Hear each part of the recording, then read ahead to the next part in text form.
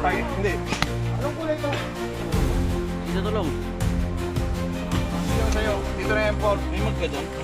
Naka ano sa'yo eh. Naka... Ay. Oo.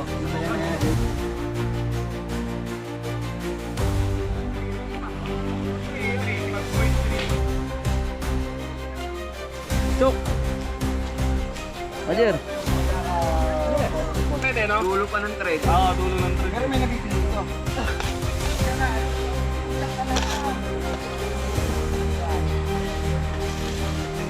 Pa.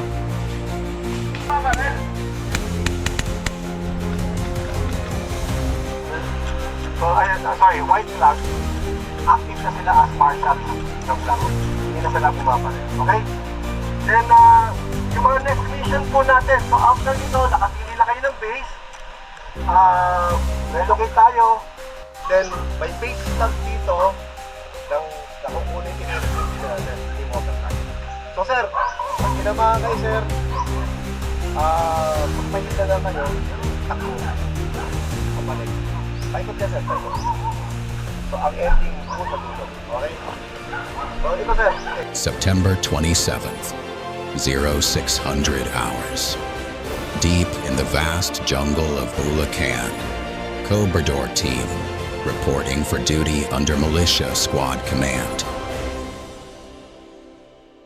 The militia forces, a neutral faction drawn from both north and south, operate to stabilize the region. Their mission, to maintain order and peace in a battlefield caught between two opposing powers.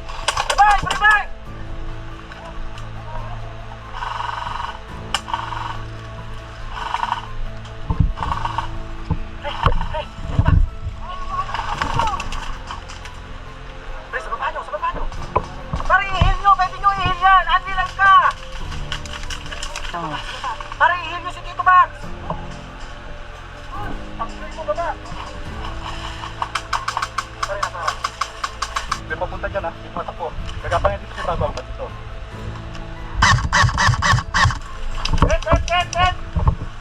Militia forces were nearly pinned down by both the northern and southern fronts. Cobrador squad held their position under heavy pressure until General Jack Mike gave the order to return to base.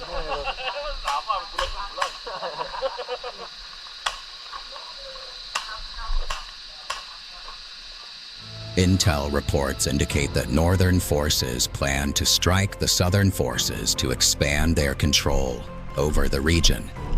General Jack Mike ordered the militia to intercept and hold the northern advance before they could reach southern lines, maintaining a firm defensive position.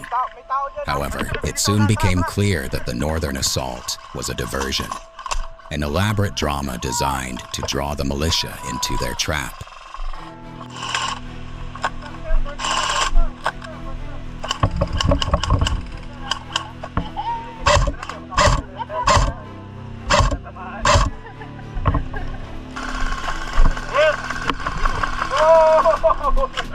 Sorry, my bad.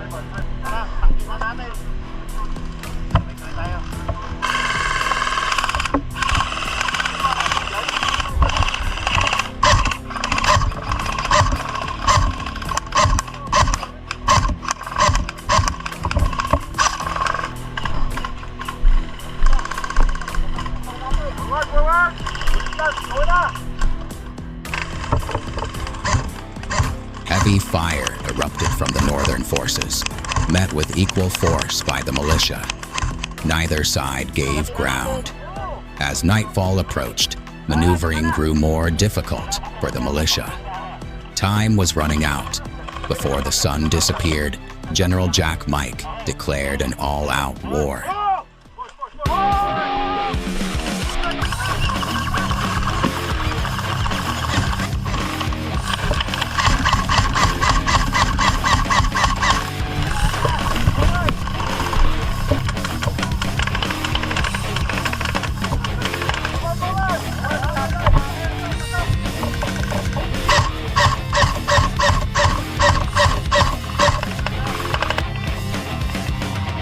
The northern forces carved a stronghold into the battlefield, their defenses towering like steel walls, giving them a brutal advantage over the enemy. The skies burned blue, the wind carried dust like whispers of war, and the sun sank lower, painting the horizon with blood-red fire. With darkness closing in, our lines grew thin. We needed to regroup, to brace for the storm of night. At that moment, General Jack Mike's command thundered across the ranks. Return to base, reload, and replenish. The night would not bring silence. It would bring war.